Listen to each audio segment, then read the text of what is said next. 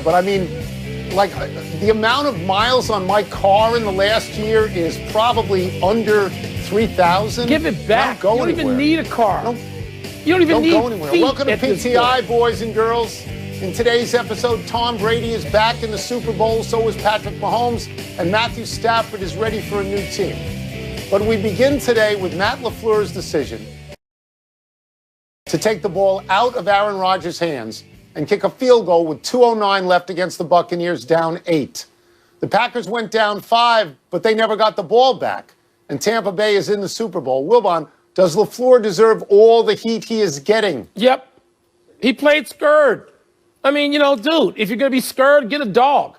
I mean, you're playing for the Super Bowl. And you got the regular season, that's all we had to vote on, MVP. You got the MVP on your team. This is such an NFL head coach's decision. Let me guide you guys to victory in the formula I see fit. No, give the ball to the players, dude. Give the ball to Aaron Rodgers. And by the way, Aaron Rodgers was not great yesterday. Everybody keeps saying he wouldn't get to the end zone with that run to the right. The hell, he wouldn't have gotten to the end zone. And if he didn't, he'd have gotten to the 1 or the 2, and then you can play 4th and goal from the 1 or the 2. So Aaron Rodgers did not have a great game. But I am giving the ball to Aaron Rodgers on 3rd and 4th downs. That's what we're going to do. We're going to play it differently. You didn't have to throw it into the end zone there. So, yes, he played scared. It was ridiculous. And, now Aaron Rodgers, and we'll get to this in a bit, he's going to go bye-bye. Okay, we'll get to that in a bit. Yeah. But let us go over the 4 most important plays in that game. The first one I want to talk about is the terrible, terrible defensive lapse at the end of the first half, where you should be in a Hail Mary defense. You shouldn't be singled up on a wide receiver, and that makes it 28-10. That's an unbelievable error on the part of the Packers defense. Then, later, when the Bucs get the ball back, there's the pass interference call. They hadn't called that all day. They hadn't called it. They hadn't. It gives Tampa a first down. They get one more. The game is over. Now let us go to the 3rd down, as you're alluding to. Rodgers with the ball. A lot of open area on the right-hand side. Should have run. Even if he gets to the 4, it changes the 4th down play, and then the inexcusable 4th down kick for 2 reasons. One, he is the MVP. He's not some guy. He's the one guy in the league that you want with the ball in his hands at that time, and you took it away. And 2, even when you get the 3, you still need a touchdown. You still need it. So go for the touchdown there, and if you miss on the 2-point conversion, you still have enough time, but you got time to get the ball back. Now, let us go to one other thing. What? One other thing, Mike. As I've been telling you all year, ever since they drafted Jordan Love, moved up to get him with the first pick, Aaron Rodgers has been fueled by hate, and it gave him a great year. Is that what he said now last I'm week? saying, and I'm sure you're going to agree with me, he has played his last down for the Packers. It's over. Yep. When Aaron Rodgers says at the end of the game, I thought I was going to get 4 downs, that is irreparable. It is. Done.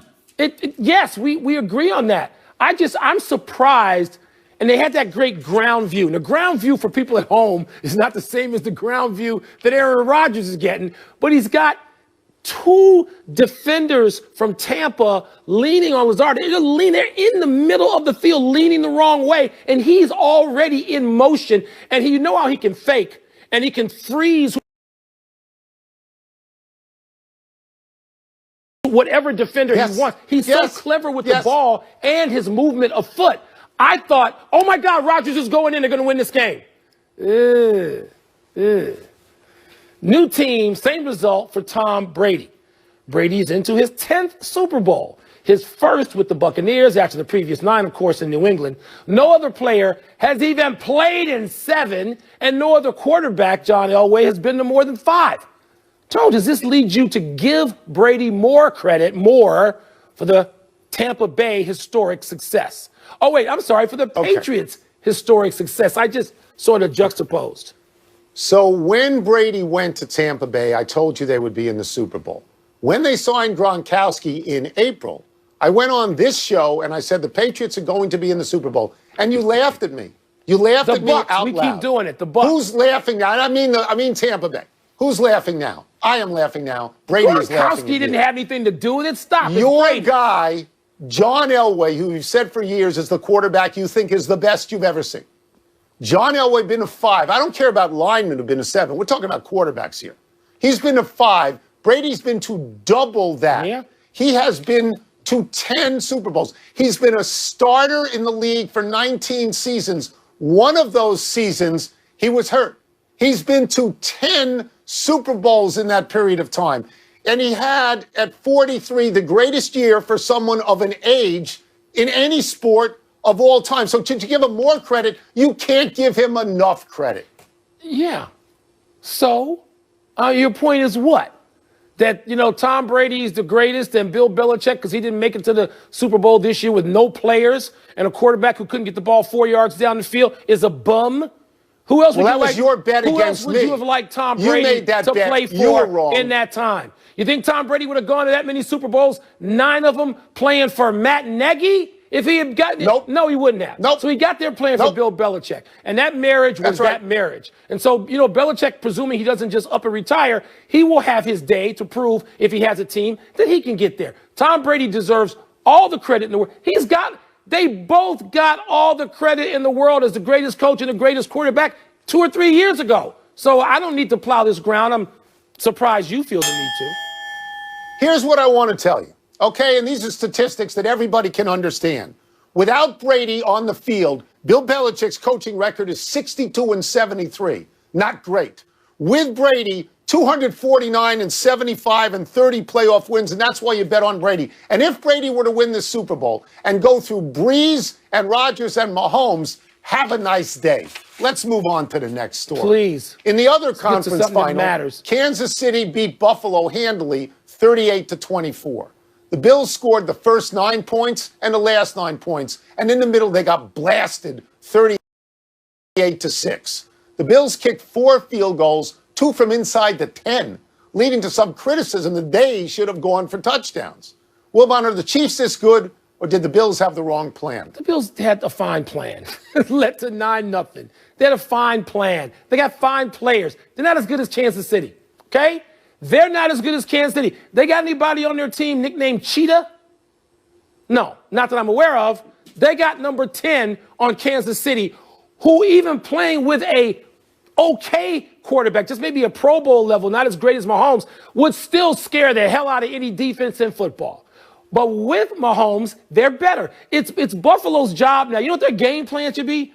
Forget yesterday's game plan. It doesn't matter. They have to go out and get a receiver, okay, to play opposite Diggs. And he has to be, if not great, really good, a field stretcher, somebody who's a compliment, and a big-time running back who can break a game open and or control the ball, possessions, one or the other, if not both. So there's nothing wrong with the Buffalo Bills, and anybody who need to criticize them today should shut up. You'd be a fool, particularly the people who said Josh Allen was equal to Patrick Mahomes going into the game. They should have their credentials taken away for that stupidity.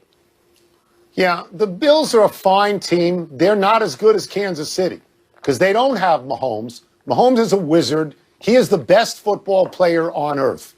You mentioned Hill. I would give you Travis Kelce as well. Yep. The Bills don't have people quite that good. Josh Allen had a good game. He accounted for 375 yards. It's fine. They're not as good. Again, some minor statistics, okay? Patrick Mahomes, they lost 1 game when he was on the field this year. In their last 26 games when he's on the field, the Chiefs are 25-1. People got lulled into thinking because they didn't cover the spread, they didn't win big, that they weren't that good. What does Herm Edwards say? Hello, you play to win the game.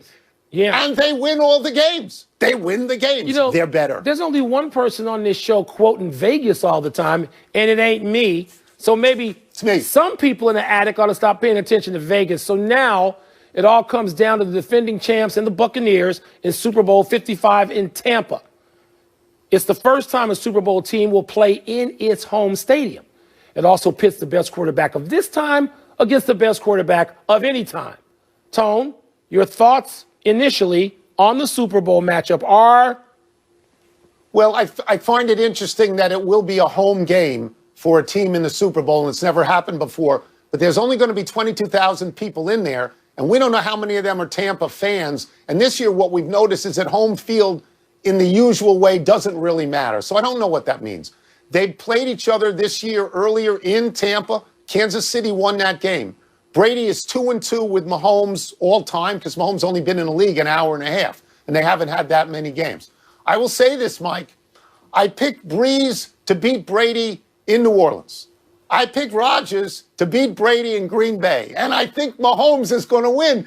But Brady's still there, so maybe you shouldn't listen to me. I'm going to say what I said Friday. Why pick against Tom Brady? Just watch the game. I don't care about the damn picks. Not on this show, not on any show. Now, let's go back to the field situation and fans and all that. I don't believe for 1 second there will be only 20-some thousand fans in a game in Florida.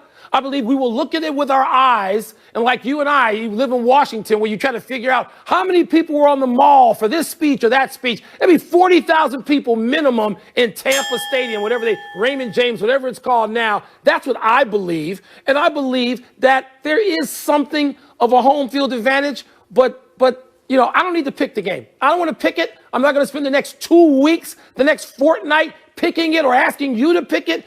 We'll watch the game when it comes around. I will say this. We have not given any credit to the Tampa Bay defense. It's really good.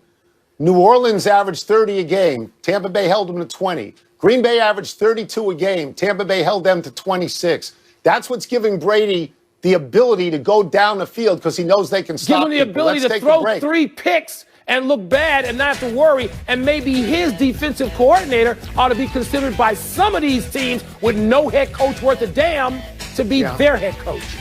2 bad picks, but 28 in the first half, and the other team never got to 28. Brady was great when he had to be. Let's take a break. Still to come, are the Lions smart to part ways with Matthew Stafford? But Brady didn't have to be great all the time because his defense was. And is Deshaun Watson really set on leaving the Texans, as you heard here, no matter who. You call Brady the GOAT all the time, He's but the you GOAT. hate his guts. He's the GOAT. Everybody knows you I hate don't him have to personally. like him. Can you smell something funky? No. That's mail time. Let's see what's first on mail time today. Are the Lions smart to trade Matthew Stafford? Yes.